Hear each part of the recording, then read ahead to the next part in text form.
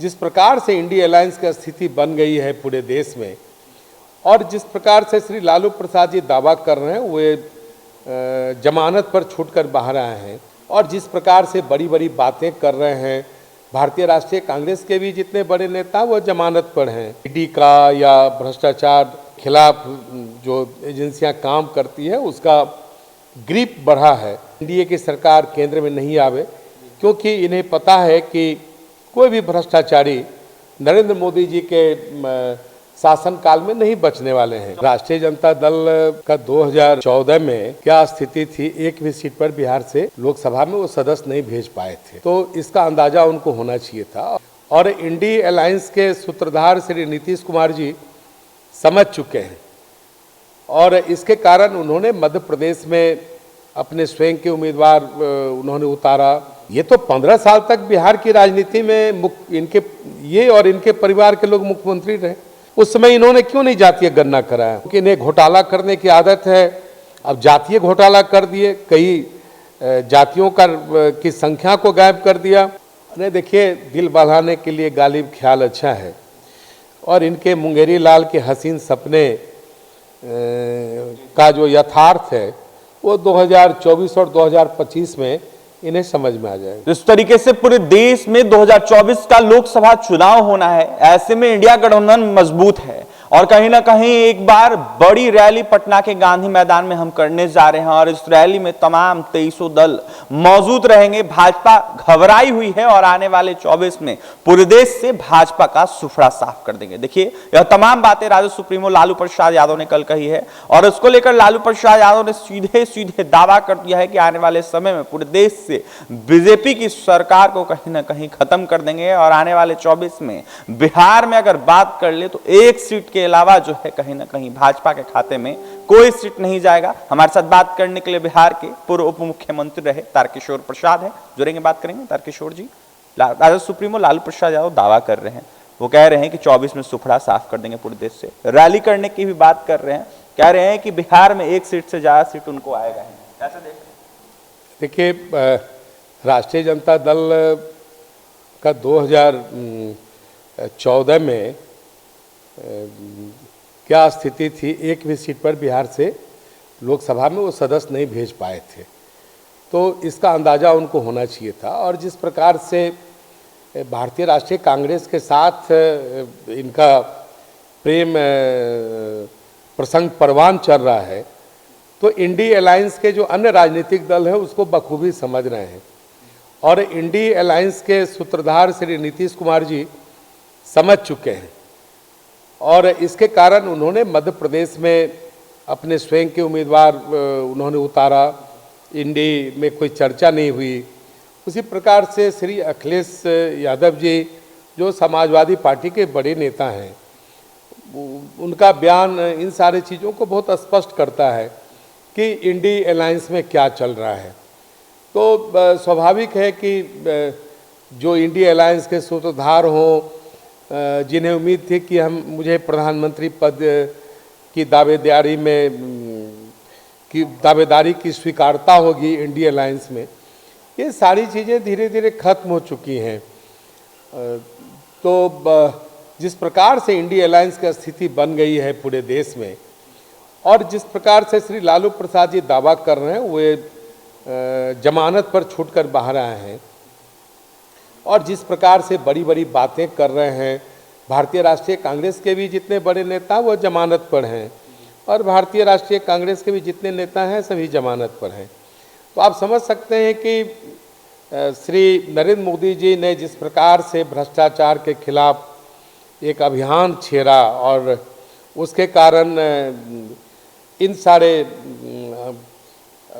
नेताओं पर जिस प्रकार से ईडी का या भ्रष्टाचार के खिलाफ जो एजेंसियां काम करती है उसका ग्रिप बढ़ा है, तो ये घबराए हुए हैं। ये चाहते हैं कि किसी प्रकार से एनडीए की सरकार केंद्र में नहीं आवे क्योंकि इन्हें पता है कि कोई भी भ्रष्टाचारी नरेंद्र मोदी जी के शासनकाल में नहीं बचने वाले हैं। 24 चुनाव को जातीय जनगणना से भी लालू प्रसाद यादव जोड़ रहे हैं। वो कह रहे हैं कि बिहार में जिस तरीके से जातीय जनगणना हुआ है, ऐसे में जातियों का पता चल गया है और अब जातियों के आधार पे वोट मिलेगा पार्टियों को, इसलिए बीजेपी घबराई। नहीं, देखिए, जातीय जनगणना की शुरुआत तो एनडीए की सरकार ने की। ये तो 15 साल तक बिहार की राजनीति में ये और इनके परिवार के लोग मुख्यमंत्री रहे, तो उस समय जातीय गणना की प्रासंगिकता कोई खत्म नहीं हो गई थी। उस समय इन्होंने क्यों नहीं जातीय गणना कराया? जातीय गणना कोई राजनीतिक लाभ के लिए नहीं, हम सब ने नहीं कराया था, बल्कि जातीय गणना के द्वारा जो हाशिए पर पड़े समाज का ऐसा तबका है जिन्हें उनकी संख्या के आधार पर हिस्सेदारी नहीं मिल पाई, तो हम सबों ने जातीय गणना कराया। लेकिन महागठबंधन की सरकार ने जातीय गणना में भी घोटाला कर दिया, क्योंकि इन्हें घोटाला करने की आदत है। अब जातीय घोटाला कर दिए, कई जातियों की संख्या को गायब कर दिया। कितने परिवारों में जो अभी महागठबंधन की सरकार के कर्मी हैं, वो गणना करने के लिए प्रत्येक घर नहीं गए। अब तो ये जातीय घोटाला के रूप में अब ज़्यादा जाना जा रहा है। लगातार लालू प्रसाद यादव का ये भी बयान आ रहा था कि इंडिया गठबंधन मजबूत है, ऐसे में जिस तरीके से केंद्र में सरकार बनेगी उसके बाद राहुल गांधी भी पूरे देश में जातीय जनगणना करवाएंगे। नहीं, देखिए, दिल बहलाने के लिए गालिब ख्याल अच्छा है, और इनके मुंगेरी लाल के हसीन सपने का जो यथार्थ है वो 2024 और 2025 में इन्हें समझ में आ जाएगा। अंतिम सवाल रहेगा तारकिशोर प्रसाद जी आपसे, जिस तरीके से बिहार में शिक्षक नियुक्ति हुई है इसमें काफी सारी गड़बड़ियां आ रही है, ऐसे में अभ्यर्थी सवाल उठा रहे हैं। दूसरी तरफ घोटालों की बात आ रही है, नियोजित शिक्षकों को भी शामिल करवाने की बात आ रही है कि 1,22,324 पदों में जिस तरीके से नियुक्त हुए हैं, यानी कि जो पास हुए हैं अभ्यर्थी, उसमें नियोजित शिक्षक भी 40,000 से ऊपर शामिल। नहीं, निश्चित तौर पर नियोजित शिक्षक तो इसमें शामिल हैं ही, और ये ढिंढोरा पीट रहे हैं कि मैंने इतने शिक्षकों की नियुक्ति की, रोजगार दिया। अरे वो तो पूर्व से रोजगार में थे, वो नियोजित थे। तो सरकार रोजगार का भी घोटाला की शुरुआत कर दी है इस नियुक्ति से।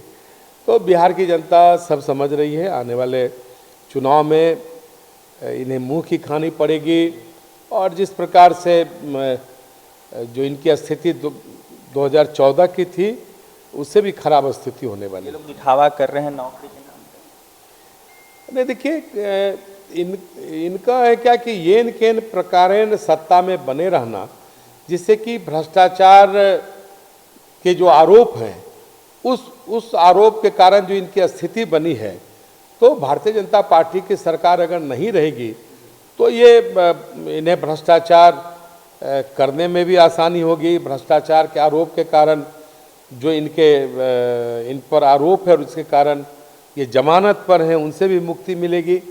इस प्रकार का ख्यालू पुलाव बनाकर चल रहे हैं, लेकिन उनकी मंशा पूरी नहीं होने वाली है। नरेंद्र मोदी जी के नेतृत्व में विकासवाद और राष्ट्रवाद तेजी से आगे बढ़ेगा और देश परम वैभव को प्राप्त करेगा। देखिए, देश परम वैभव को प्राप्त करेगा, ऐसे में नरेंद्र मोदी के नेतृत्व में फिर से एक बार 24 में सरकार बनने जा रही है। लालू प्रसाद यादव हो या फिर इंडिया गठबंधन के लोग हो, वो ख्याली पुलाव पका रहे हैं, कहीं ना कहीं औंधे मुंह गिरने की बातें कर रहे थे तारकिशोर प्रसाद, बिहार के पूर्व मुख्यमंत्री। वहीं क्या कुछ कह रहे थे लालू प्रसाद यादव के बयान को लेकर, शिक्षक नियुक्ति को लेकर आपने सुना है, बड़ा घोटाला शिक्षक नियुक्ति में हुआ है। और भी तमाम खबरों के लिए NBC 24 के साथ बन रहे पटना से सहयोगी अमित के साथ अभिषेक की रिपोर्ट।